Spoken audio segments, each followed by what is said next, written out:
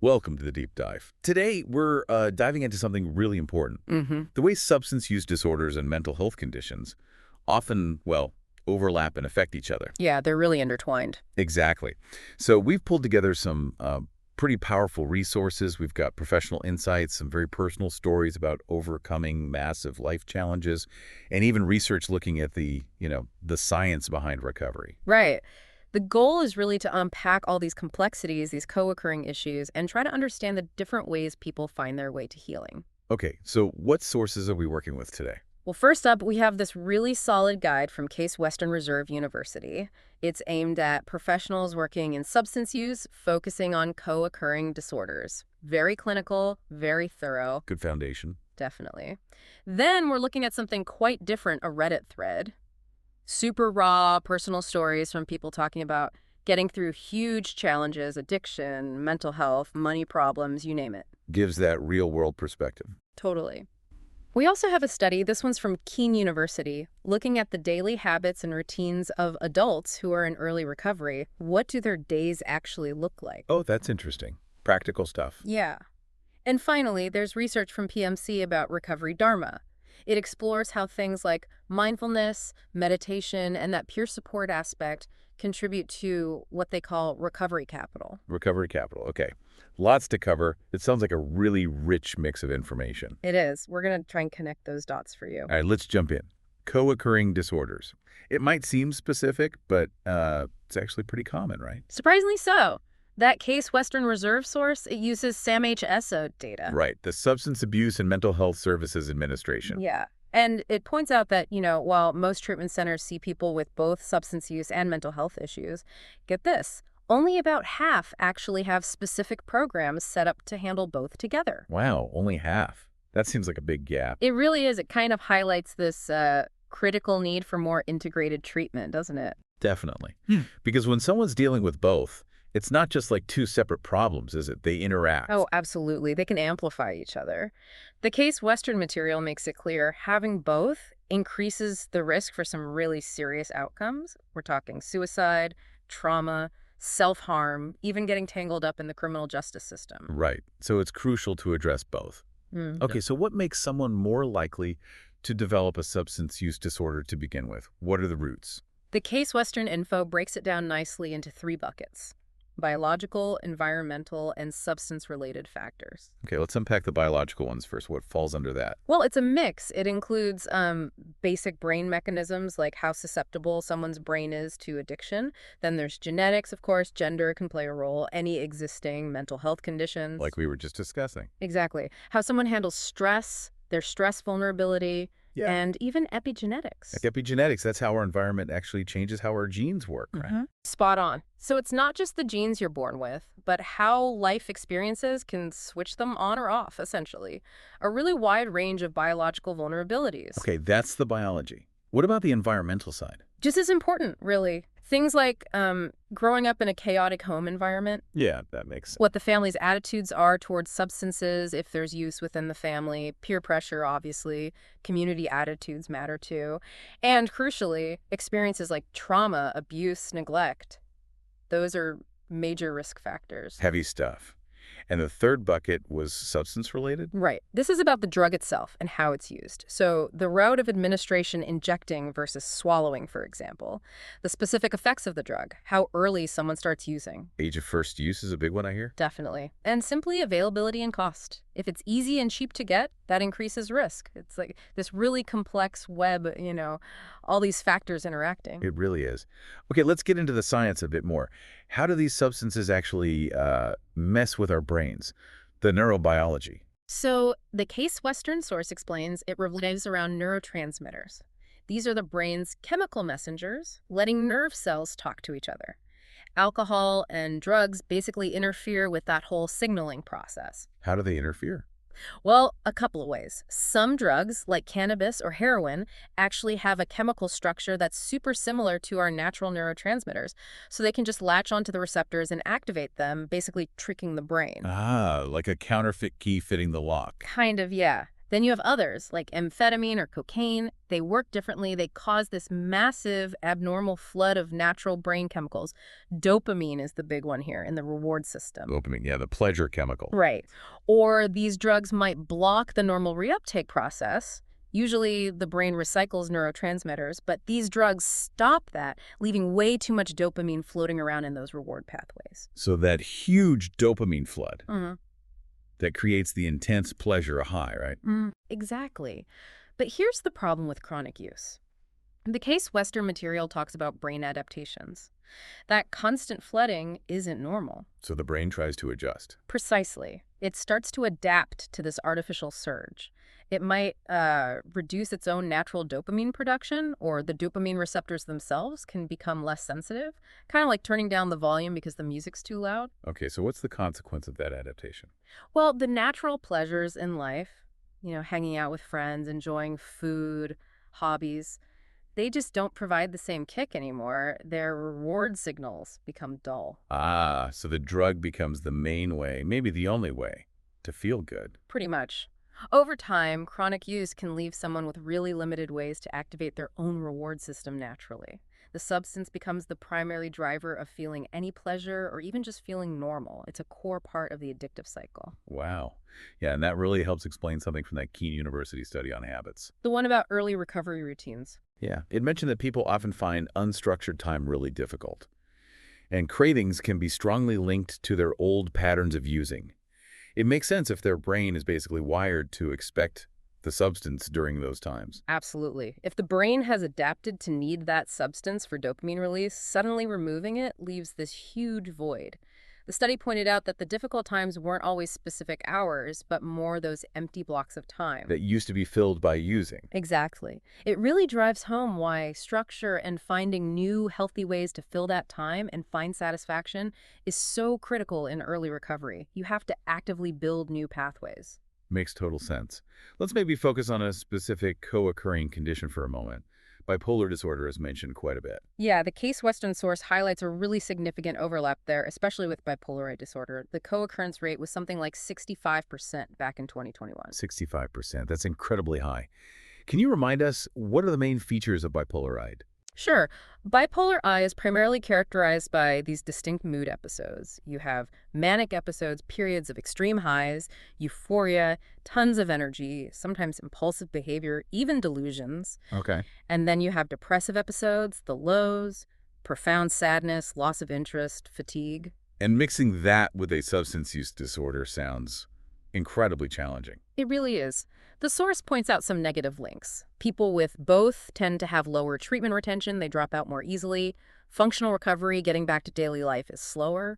They tend to use emergency services more often. There's increased impulsivity, and sometimes they don't respond as well to standard medications for either condition. It just highlights that need for integrated care again, doesn't it? Mhm. Treating both at the same time. Absolutely. Understanding that back and forth influence between the mood disorder and the substance use is key. Okay, this feels like a good point to bring in those personal stories from the Reddit thread. Because behind all these stats and clinical terms are, well, real people fighting incredible battles. Definitely. And those stories are so powerful. They really paint a picture of resilience amidst just huge challenges. What kind of challenges were people talking about? Oh, a whole range. Escaping abusive relationships, dealing with the fallout of childhood neglect, crushing financial problems, losing loved ones, battling severe mental health issues, sometimes undiagnosed for years, learning disabilities too. Wow. And how did they manage to, as the prompt asked, kind of leave it behind and build a better life? What strategies came up? It was really varied, which is interesting in itself, but some common themes definitely emerged. A big one was seeking professional help. Therapy, especially trauma-informed therapy, came up quite a bit. This seems crucial for so many. For sure.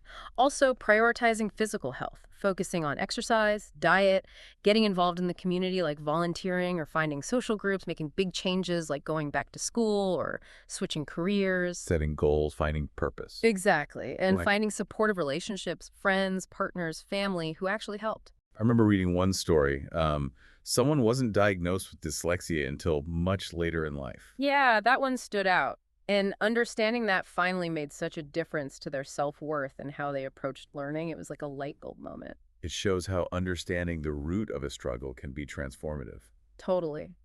There was also a story about getting out of serious debt, just sheer hard work, saving consistently over years, though the person did mention getting a lucky break too, which felt very honest. Right. It's often a mix of effort and circumstance. And the connection theme was strong.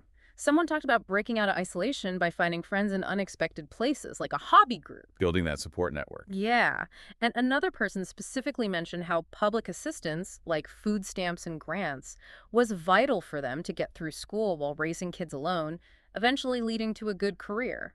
Perseverance plus that safety net. That's a powerful combination. We also saw someone who battled depression and career stagnation, then went back to school, found a fulfilling new path, and got sober and found a loving partner, like a complete life turnaround. It's really inspiring. It shows change is possible even when things seem bleak. Absolutely.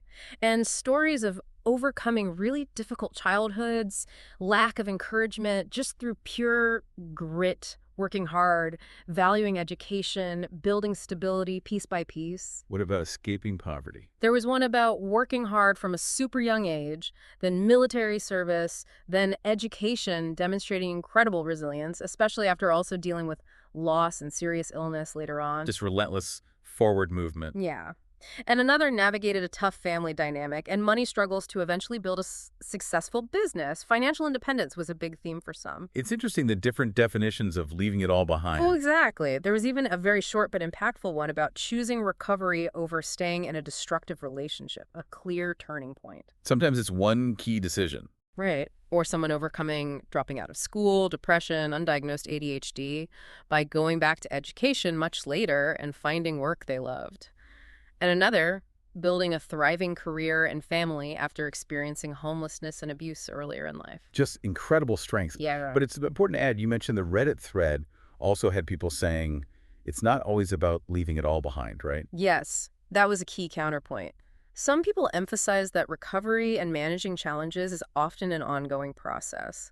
You might be living a better life, but the difficulties don't just vanish forever. It's more about managing them. That feels very realistic. It's not always a perfect Hollywood ending. Not at all. It's often about finding sustainable ways to cope and thrive, even with ongoing struggles. These stories really drive home the need for diverse kinds of support, which ties back nicely to the evidence-based treatments mentioned in the Case Western Source. It does.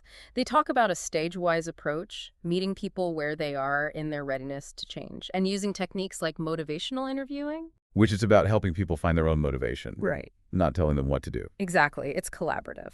And then, of course, substance use counseling itself is key for developing healthier ways of thinking and behaving. And they mention different formats, too. Yeah, recognizing that one size doesn't fit all. So offering individual therapy, group sessions, family therapy, and leveraging peer support. Different things work for different people or at different times. Makes sense. What about medication? Pharmacotherapy is definitely part of the toolkit. The source mentions FDA-approved medications specifically for alcohol and opioid use disorders. These can help normalize brain chemistry, block those euphoric effects, or reduce cravings, making it easier to engage in therapy. So it supports the behavioral changes. Right. And then there are specific therapy types mentioned, like CBT, cognitive behavioral therapy. Focusing on changing thought patterns and behaviors. Yep. Also, specific groups for co-occurring disorders, motivational enhancement therapy, trauma-informed care, which is crucial given the links we discussed, and contingency management, which uses incentives. Lots of tools. And peer support came up again. Big time. Peer recovery support services where people with lived experience help others, and mutual support groups like Double Trouble Recovery or Dual Disorders Anonymous. They're specifically for people managing both mental health and substance use issues. That shared understanding can be incredibly powerful. That peer connection seems vital. Building on that, the Case Western Source talked about a specific model, Integrated Dual Disorder Treatment, or IDDT. Yes.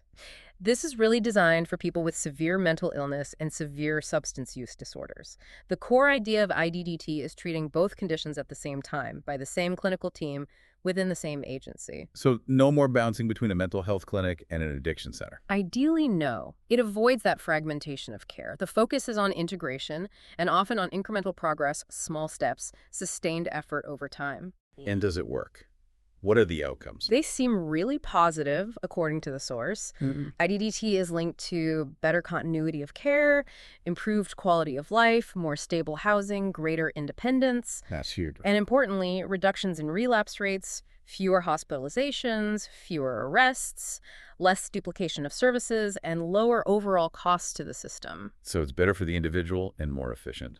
Win-win. Pretty much. The model itself has key features. That multidisciplinary team, stage-wise interventions tailored to the person, comprehensive services that aren't necessarily time-limited. So long-term support if needed. Right. Assertive outreach to keep people engaged, motivational counseling, substance use counseling, psychoeducation for families too, medication management, promoting general health, and connecting people with self-help groups. It's very holistic. A really comprehensive safety net. Exactly. Designed for those with the most complex needs. Okay, let's circle back to that Keene University study on daily habits in early recovery. What did they find people were actually doing all day? Well, interestingly, rest and just basic daily living tasks like cooking, cleaning, personal care took up a pretty big chunk of time on both busy days and less busy days. Just managing life's basics is a focus. Seems like it, establishing that foundational stability. After that, work and recreation or social activities were the next most frequent things. Okay. Were these all new activities people were starting? That's one of the most interesting findings, actually. No. A significant portion of the activities people engaged in were not new. Oh, like what? The study suggests many people were returning to positive supports they might have had before or during active addiction, but perhaps neglected. Things like family connections, hobbies, religious or spiritual practices, work routines. So recovery isn't always about inventing a whole new life, but maybe reclaiming positive parts of the old one. That seems to be part of it, yeah. Re-engaging with those healthy anchors. It's quite an encouraging finding, I think. It is. And it connects back to what we said earlier about difficult times often being linked to unstructured time and old using patterns. Right. Not necessarily 5 p.m. every day, but rather those empty spaces where substance use used to fit. It highlights that need for structure and routine again. So how do people build those new habits effectively? Did this study touch on that? It mentioned that participants perceived a real need for consistency and structure. This lines up with what we know about habit formation, things like being aware of your patterns, having clear reasons why you want to change, making a concrete plan with specific goals. And maybe linking the new habit to an old one. Like, after I brush my teeth, I'll meditate for 5 minutes. Exactly, habit stacking. Pairing new, desired behaviors with existing routines makes them much more likely to stick. Building that supportive daily structure seems key for navigating early recovery. Okay, finally, let's look at that Recovery Dharma study. It focused on mindfulness, meditation, and peer support. What was the main idea they were exploring? They were looking at recovery capital. It's basically all the internal and external resources someone has that support their recovery journey. Think psychological strengths, social support, healthy environments. Kind of like the building blocks for sustained recovery. Precisely. And this study wanted to see what factors influenced the level of recovery capital among members of Recovery Dharma, which is a Buddhist-inspired recovery program. And what did they find? What correlates with higher recovery capital? They found positive links with several things: being older, having a sense of spirituality, feeling supported by the Recovery Dharma community specifically, being in recovery for longer. Okay, those make sense. And also meditation frequency and levels of mindfulness. But here's the really interesting part. Go on. When they crunched the numbers, the factors that significantly predicted a higher recovery capital, even after accounting for age and spirituality, were the perceived support from Recovery Dharma, how often someone meditated, and their level of mindfulness. So those active engagement pieces were really driving it. Exactly. It wasn't just about how long someone had been in recovery. Oh, that is interesting. So just putting in time isn't enough on its own? That's what this particular study suggests for this group. Simply accumulating years in recovery didn't automatically mean higher recovery capital. It was the active engagement, the meditation, the mindfulness practice, feeling connected to that supportive community that seemed to really build those resources. It highlights that recovery is an active process, doesn't it? Not passive. Absolutely. It's not just about not using, it's about actively cultivating these internal skills and external supports that foster well-being and resilience. These practices seem to directly contribute to that stronger foundation. Wow. Okay, so bringing this all together. Yeah. It's been a real deep dive, hasn't it? Definitely. We've looked at the complexities of co-occurring disorders, the tangled web of risk factors, biological, environmental, substance-related.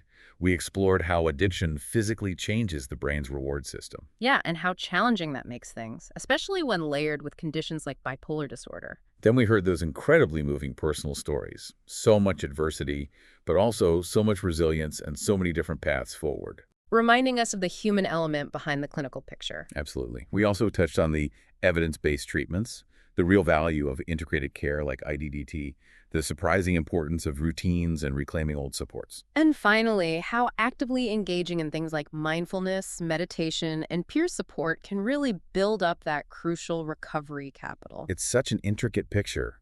All these factors influencing substance use and mental health, and all these diverse yet somehow overlapping ways people find recovery. Thinking about everything we've discussed, what really stands out to you from all these insights and stories? For me, it's maybe the reinforcement that connection and active engagement are so vital, whether it's connection to therapists, peers, healthy routines, or even just connection to oneself through mindfulness. It seems to be a thread running through everything. How about for you, thinking about our listeners? I think it's the sheer complexity, but also the message of hope within that complexity. Seeing the science, the clinical approaches, and the lived experiences side by side. It shows that while the challenges are immense, recovery is absolutely possible, and there are many, many ways to get there. So maybe the final thought for you listening is, how might a deeper understanding of all these interconnected challenges change how we approach support and recovery, both for ourselves and in our communities? That's a great question to ponder. Yeah. And if any of this resonates with you or someone you know is struggling, please do explore resources like the Ohio Department of Mental Health and Addiction Services, or seek out professional help or peer support groups. There is help available. There really is. Thank you for joining us on this deep dive.